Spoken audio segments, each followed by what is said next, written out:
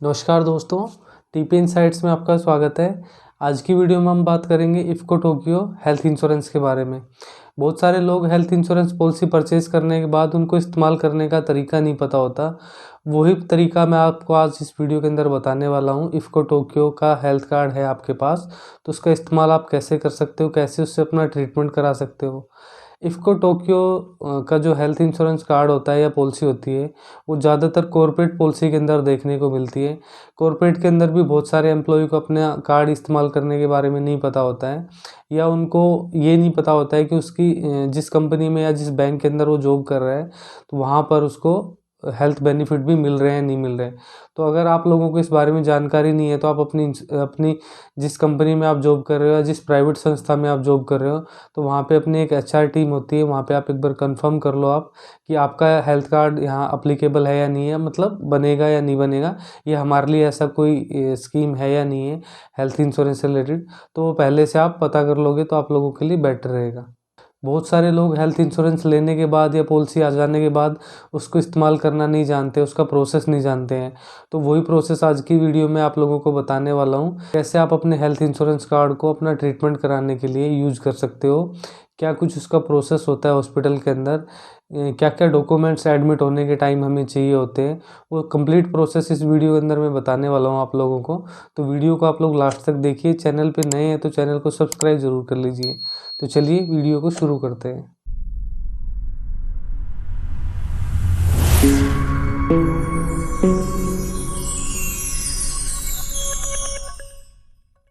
IFFCO Tokyo health insurance policy दो type की होती है, एक इंडिविजुअल पॉलिसी होती है, कॉर्पोरेट पॉलिसी होती है। इंडिविजुअल पॉलिसी हम अपने किसी नज़दीकी एजेंट से परचेज़ करते हैं या कोई ऑनलाइन पोर्टल से परचेज़ करते हैं। इंडिविजुअल पॉलिसी हम अपनी फैमिली की ज़रूरत के हिसाब से, अपने बजट के हिसाब से परचेज़ करते हैं, और उसमें हमें कितनी लिमिट मिलेगी वो सारा कुछ देख के, चेक करके, और सारा कुछ अपने एजेंट से या ऑनलाइन पोर्टल पे चेक करके हम परचेज़ करते हैं। तो इंडिविजुअल पॉलिसी का मतलब ही ये होता है कि खुद पॉलिसी परचेज़ करना, अपनी पसंद का कोई प्लान ऐसा चूज़ करना जो हमारी फैमिली को मेडिकल इमरजेंसी के टाइम हेल्प कर सके। तो इसमें इंडिविजुअल पॉलिसी में क्या होता है कि 1 मंथ का वेटिंग पीरियड होता है। वेटिंग पीरियड ये होता है कि जिस दिन से आपने पॉलिसी ली है उसके 1 महीने बाद आप उस कार्ड का इस्तेमाल कर सकते हो या उस हेल्थ पॉलिसी को इस्तेमाल कर सकते हो। तो उसमें आप लोगों को 1 महीने का इंतज़ार करना पड़ेगा, उसके बाद ही आप अपना ट्रीटमेंट कैशलेस हॉस्पिटल में करा सकते हो। दूसरा होता है कॉर्पोरेट पॉलिसी। कॉर्पोरेट पॉलिसी क्या होती है, यदि हम किसी प्राइवेट कंपनी में या किसी प्राइवेट बैंक या किसी और प्राइवेट संस्था में अगर हम जॉब कर रहे हैं, तो वहाँ पे क्या होता है कि जो एम्प्लॉयर होता है, मतलब जो कंपनी का मालिक होता है या संस्था का जो मालिक होता है, वो अपने एम्प्लॉय के लिए एक हेल्थ इंश्योरेंस प्रोवाइड कराता है, एम्प्लॉय के लिए भी और एम्प्लॉय की फैमिली के लिए भी। तो वो हमें पता भी होना चाहिए। अगर किसी को नहीं पता है, हेल्थ इंश्योरेंस लेना बहुत ज़रूरी है, चाहे इंडिविजुअली आप खरीदो उस पॉलिसी को, या कॉर्पोरेट में अगर आप जॉब कर रहे हो वहाँ आपको मिल रहा है, तो आप लोगों को ज़रूर अपनी पॉलिसी बनवानी चाहिए, वहाँ पे अपनी फैमिली की डिटेल देनी चाहिए, क्योंकि हेल्थ कार्ड आज के टाइम में बहुत ज़रूरी है। और कॉर्पोरेट पॉलिसी के अंदर वेटिंग पीरियड का कोई ऐसी लिमिट नहीं होती। जिस दिन आपकी पॉलिसी बन के आ जाती है या आपका हेल्थ कार्ड बन के आ जाता है, तो आप उस कार्ड को सेम डे इस्तेमाल कर सकते हो अपना ट्रीटमेंट कराने के लिए। अब आता है कि जब आप लोगों ने पॉलिसी परचेज़ कर ली है, तो उसके बाद उसका इस्तेमाल कैसे करना है। उसके लिए हमें इंडिविजुअल पॉलिसी के अंदर तो 1 महीने का वेटिंग पीरियड कंप्लीट करना पड़ेगा। उसके बाद हमें क्या पता करना है कि हमारा जो कार्ड है वो या पॉलिसी जो है वो किस हॉस्पिटल में चलेगी। तो उसके लिए हमें अपने एक नज़दीकी हॉस्पिटल में जाना है और वहाँ पता करना है कि ये कार्ड हमारा चल जाएगा, नहीं चल जाएगा। अगर किसी को जानकारी नहीं है इस बारे में, तो ज़्यादा जानकारी के लिए आप उस कंपनी की वेबसाइट पे जा सकते हो। जैसे इफ़को टोक्यो की वेबसाइट पे आप लोग जाओगे, तो आप वहाँ पे अपना नेटवर्क हॉस्पिटल ढूंढोगे, तो उसमें अपना स्टेट सेलेक्ट करोगे, अपना डिस्ट्रिक्ट सेलेक्ट करोगे, या पिन कोड का ऑप्शन आ रहा होगा, तो वहाँ पे पिन कोड का ऑप्शन डाल के आप सेलेक्ट करोगे, तो आपको अपनी डिस्ट्रिक्ट के जितने भी हॉस्पिटल इफ़को टोक्यो के पैनल में है, या इफ़को टोक्यो की जो नेटवर्क लिस्ट है, हॉस्पिटल की जो नेटवर्क लिस्ट है, उसके अंदर मिल जाएगा। उसके बाद आप उस हॉस्पिटल में जाके अपना ट्रीटमेंट करा सकते हो। अगर आप नेटवर्क हॉस्पिटल में जाके अपना ट्रीटमेंट कराओगे, तो वो फ्री ऑफ कॉस्ट होगा, उसमें आपका कार्ड लागू हो जाएगा।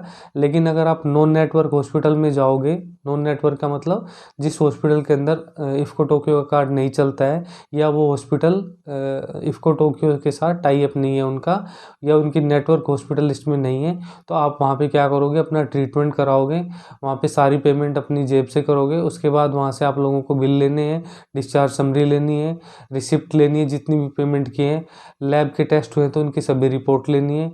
उसके बाद आप लोगों को क्लेम फॉर्म ए और बी भरने के बाद आप लोगों को इंश्योरेंस कंपनी के पास भेजना है। वो इंश्योरेंस कंपनी उस क्लेम को चेक करेगी, रिव्यू करेगी, उनको लगता है कि डॉक्यूमेंट्स कंप्लीट है तो वो आप लोगों को क्लेम जो है वो प्रोसेस में ले लेगी, और अगर उनको जेन्युइन क्लेम लगेगा तो वो उसको पास करके आपके खाते में पैसे ट्रांसफ़र कर दिया जाएगा। अगर इंश्योरेंस कंपनी को ऐसा लगता है कि इस केस के अंदर डॉक्यूमेंट्स कंप्लीट नहीं है, तो वो क्या है कि एडिशनल डॉक्यूमेंट्स की क्वेरी लगाएगी। उसके बाद जो भी डॉक्यूमेंट्स मांगेंगे वो आप लोगों को एक टाइम पीरियड के अंदर भेजना होगा, ताकि आपका क्लेम प्रोसेस में रहे। वो एक टाइम पीरियड के अंदर उस क्वेरी का आंसर करना है, ताकि क्लेम का प्रोसेस थोड़ा फास्ट रहे। उसका डॉक्यूमेंट्स कंप्लीट हो जाने के बाद, ये क्वेरी का आंसर हो जाने के बाद, कंपनी उसको फिर से रिव्यू करती है और उनको लगता है कि अब कंप्लीट डॉक्यूमेंट सर, क्लेम एकदम सही है, तो उसके बाद वो उसको पास करके पैसा जो है वो आपके खाते में ट्रांसफ़र कर देते हैं। इंडिविजुअल पॉलिसी और कॉर्पोरेट पॉलिसी दोनों के अंदर मिनिमम जो टाइम होता है हॉस्पिटल के अंदर एडमिट होने का, वो 24 घंटे होता है। अगर ओपीडी का कोई प्लान आप लोगों ने ले रखा है तो वो एक अलग चीज़ है। आईपीडी का मैं बता रहा हूँ आप लोगों को। एडमिट केस में अगर आप लोग हॉस्पिटल के अंदर एडमिट होंगे तो ही मिनिमम 24 घंटे आप रहोगे, तो ही आप लोग अपना कार्ड इस्तेमाल कर सकते हो इफ़को टोक्यो का, अदरवाइज़ आप लोग नहीं कर सकते हो।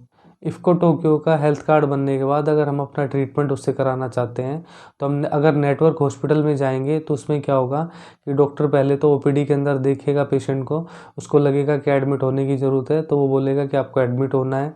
अगर उनको लगेगा कि नहीं, दवाइयाँ दे के घर भेजना है, तो उस केस में आपका वो कार्ड नहीं चल पाएगा। उस केस में क्या करना है आप लोगों को, अगर एडमिट होने के केस में अगर डॉक्टर बोलता है कि एडमिट होना है, तो उस केस में आप लोगों को अपने टीपीए की टीम से मिलना है।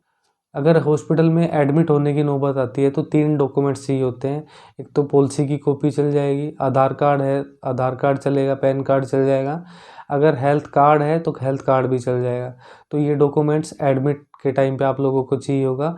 अगर वो जो हॉस्पिटल है वो नेटवर्क हॉस्पिटल की लिस्ट में है, यानी नेटवर्क हॉस्पिटल है, इफ़को टोक्यो के साथ उसका टाई अप है, वो आपको अपने हॉस्पिटल के अंदर एक टीपीए की टीम होती है, उनको आपको देना होगा। वो साइन वगैरह कराएंगे एक फॉर्म पे, प्री ऑथराइजेशन फॉर्म पे, और उसके बाद आपका कैशलेस प्रोसेस है वो स्टार्ट हो जाएगा। आप लोगों को कोई डॉक्यूमेंट्स अलग से भेजने की ज़रूरत नहीं है, वो सारा प्रोसेस हॉस्पिटल की एक टीपीए की टीम होती है वो करेगी। लेकिन अगर हॉस्पिटल नॉन नेटवर्क में है तो उसके बाद आपको क्या करना है कि सभी बिल्स वगैरह हैं वो लेने हैं हॉस्पिटल से, पेमेंट करनी है सारे बिल्स की, रिसिप्ट लेनी है, लैब रिपोर्ट लेनी है, डिस्चार्ज समरी लेनी है, और उसके बाद जो रिम्बर्समेंट का जो प्रोसेस होता है वो खुद करना है। क्लेम फॉर्म ए और बी भर के, उसको भर के इंश्योरेंस कंपनी के पास भेजना होगा। भेजने से पहले सभी बिल्स पे साइन स्टैम्प होनी ज़रूरी है, और उस पर डॉक्टर के साइन भी होने कंपलसरी हैं। उसके बाद ही आपको इंश्योरेंस कंपनी के पास भेजना है, ताकि इसमें कोई क्वेरी ना लग पाए।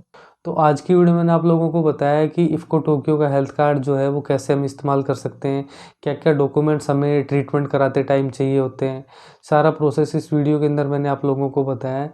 फिर भी आप लोगों के मन में इस वीडियो से रिलेटेड या इफ़को टोक्यो के कार्ड से रिलेटेड कोई डाउट है, या हेल्थ इंश्योरेंस से रिलेटेड कोई डाउट आप लोगों के मन में, तो मुझे कमेंट सेक्शन में लिख के भेजिए, मैं आप लोगों को आंसर दूंगा। वीडियो अच्छी लगी हो तो आप लोगों को लाइक कर दीजिए, चैनल को सब्सक्राइब जरूर कर लीजिए। तो मिलते हैं नेक्स्ट वीडियो में, तब तक के लिए नमस्कार।